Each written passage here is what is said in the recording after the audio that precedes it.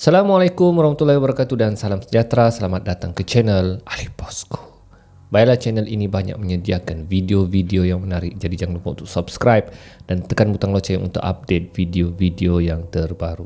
Baiklah guys, video kali ini biasanya saya akan ceritakan kisah seram ya. Tapi kali ini saya ingin kongsikan kisah saya pula. Kisah saya dan rakan saya selamat dari kemalangan. Tapi bukan selamat dari kemalangan ketika kami memandu. Tidak, lain. Ceritanya agak lain sedikit, namun saya rasa ada pengajaran daripada cerita ini dan mungkin benda ini boleh terjadi kepada anda. Sebab pelik lah ya, pelik kejadian ini. Jadi jom kita dengar ceritanya. Kisah ini mungkin saya sudah pernah kongsikan di live podcast saya sebelum ni, tapi saya ceritakan khas lah dan lebih detail mengenai cerita ni.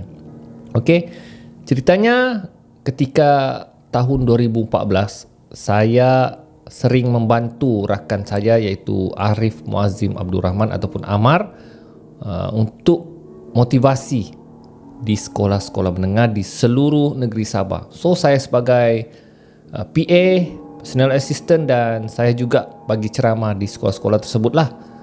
So setiap minggu, mau dikatakan setiap minggu saya akan keluar ke Kota Kinabalu, ke Kuala Lumpur, akan bantulah rakan saya ni. Jadi kami telah dapat tempahan motivasi di Sepitang Sabah. So kami telah berjanji akan berjumpa di Kota Kinabalu. So saya dari Tawau naik kapal terbang ke Kota Kinabalu, manakala rakan saya Amar dari Semenanjung KL berjumpa naik kapal terbang ke Kota Kinabalu. So kami akan naik kereta sewa dari Kota Kinabalu ke Sepitang, mengambil masa lebih kurang 3 jam lebih. Ya, begitulah. Dijadikan cerita, sehari sebelum saya pergi ke Kota Kinabalu, ya, saya termimpi yang saya seolah-olah betul-betul sudah pergi ke Sepitang, pergi ke Kota Kinabalu. Tapi ini baru mimpi, tapi saya sudah alami dalam mimpi itulah. Saya pergi ke Kota Kinabalu dengan rakan saya, jumpa dan saya sewa kereta. Biasalah, memang setiap minggu kami akan sewa kereta dari airport tu. Dan semasa kami memandu menuju ke Sepitang tu, tiba-tiba kereta kami dilanggar dari belakang. Dilanggar oleh satu Hilux, ya, dan menyebabkan kami jatuh ke dalam gaung. Memang seram lah, sebab saya yang memandu ketika tu. Seolah-olah mimpi saya tu real. Real guys, seram. Ya, seram. Saya terkejut lah. Memang dalam mimpi tu memang detail sangat-sangat ya. Daripada kami sewa kereta, tanda tangan borang kereta, memandu, dan ketika mandu tu memang malam. Ya, saya memandu, tiba-tiba ada satu kereta dari belakang yang agak laju, Hilux ya, 4x4. Dia langgar dari belakang, menyebabkan saya hilang kawalan. Saya dan rakan saya tu berteriaklah, ya Allahu Akbar, Allahu Akbar. Jatuh ke dalam gaung. Menyebabkan rakan saya tu dalam mimpi itulah maut, dan saya memang cedera teruk. Dan mungkin juga saya rasa dalam mimpi itu saya dalam ambang kematian. Memang seram guys.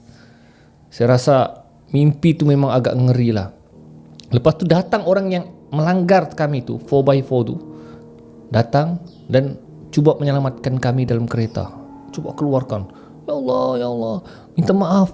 Dia sering minta maaf dalam mimpi itu. Dan dalam mimpi itu dia cakap, minta maaf. Saya tidak nampak kereta kamu. Ya, saya tidak perasan kereta kamu tengah membrek, dia cakap. Sebab dia kata lampu brek kereta kamu mati. Maksudnya kereta sewa yang kami sewa tu, lampu brek dia tidak hidup. Ya, tidak hidup. Jadi dia tidak perasan kami di depan tengah brek, so dia pun langgar dan menyebabkan kami aksiden. Saya menangis yang teresak-esak lah ya dalam mimpi itu. Dan saya berada dalam kesakitan yang amat sangat, dan saya sedih. Rakan saya yang di sebelah saya meninggal. Macam betul guys, macam betul. Dan bila saya dalam kesakitan, kesedihan dan ketakutan, tiba-tiba saya tersedar dari mimpi.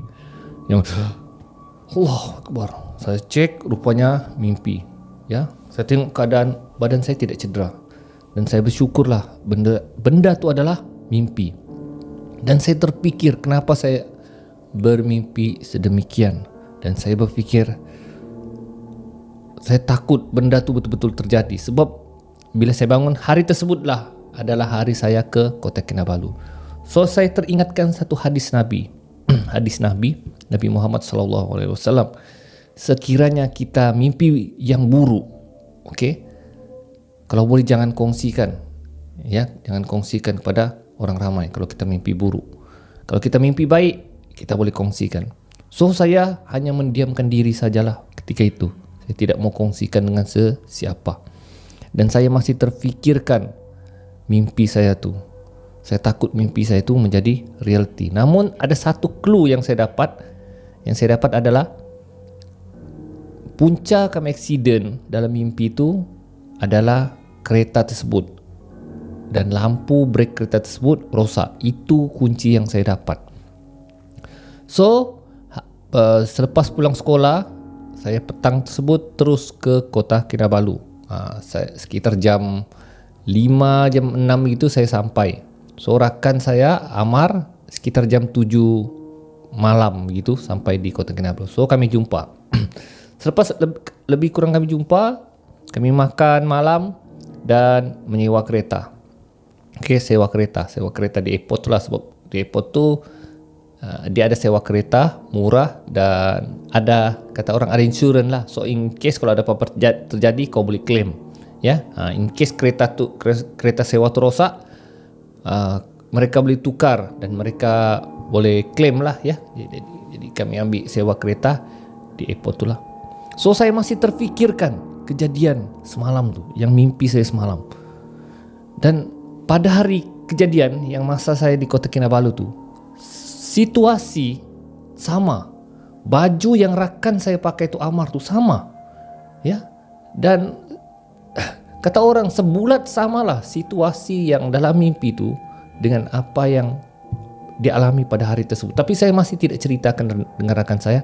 Saya masih simpan cerita tersebut. Tapi situasi itu sama dengan dalam mimpi saya. Kata orang deja vu lah, deja vu. Tapi saya hanya diam dan masih berdebar-debar. So kami ambil kereta sewa.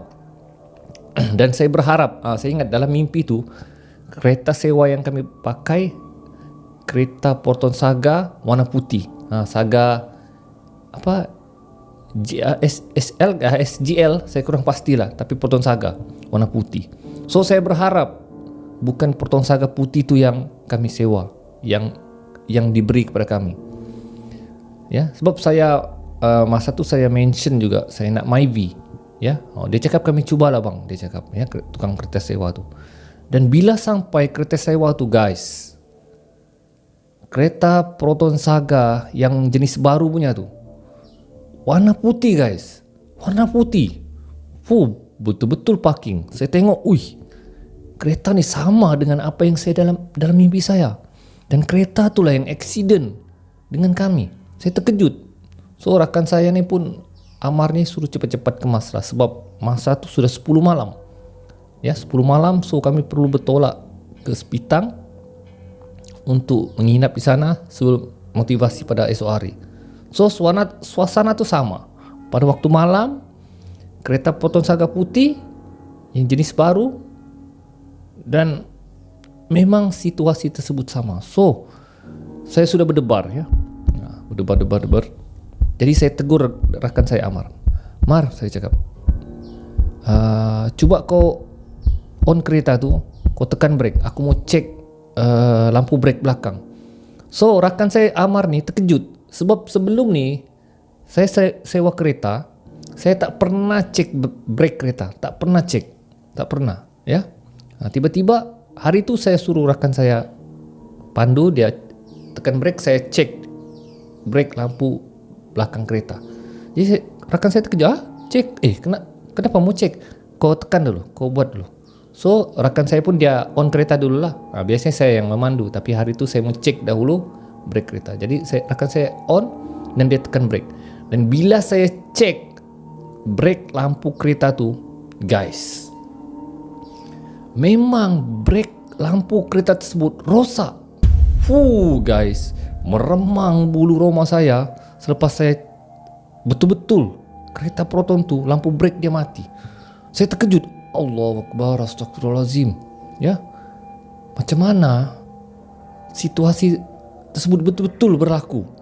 Brake kereta yang kami sewa tu rosak. Ya, saya cakap betul ke apa yang saya mimpi ni kan? So saya bagi tahulah dengan tuan owner kereta sewa tu. Saya cakap saya nak tukar kereta. Saya tidak nak kereta ni sebab brake rosak. Saya takut in case apa-apa terjadi, lagi-lagi malam kami memandu, rosak. So owner kereta tu pun, oh ya bang, kalau begitu bang, kita tukar ke Myvi. So tapi bang, Myvi tu perlu diambil di satu kawasan. Saya tidak kisah walaupun kena tukar kereta, tapi saya nekat nak tukar. Saya cakap saya nak tukar, ini demi keselamatan lah, saya cakap. Tapi walaupun kena pergi ke sesuatu tempat, saya nak juga. So rakan saya pun yang Lep, kita dah lambat ni, dia cakap. Mar, saya cakap, bahaya ni, saya cakap kan, kereta brake rosak, bahaya. Saya tidak ceritakan lagi apa yang berlaku. So kami terpaksa dibawa oleh owner kereta sewa pergi satu tempat. So kami ambil Myvi warna merah ke hitam, merah. Jadi lepas ambil Myvi tu, kami tukar kereta, barulah kami bertolak ke Sipitang. So dalam perjalanan, rakan saya pun tanya saya lah, Lep, dengar, sebelum ni, dia cakap, kita sewa kereta, tak pernah pula kau cek brake kereta, tak pernah. Berapa kali dah kita round Sabah ni kan, kemana-mana, tak pernah pun kau cek brake, lampu brake kereta. Kenapa kau cek tiba-tiba? Kenapa kau suruh aku? Dia cakap kan. Guys, disitulah baru saya ceritakan apa sebenarnya yang berlaku.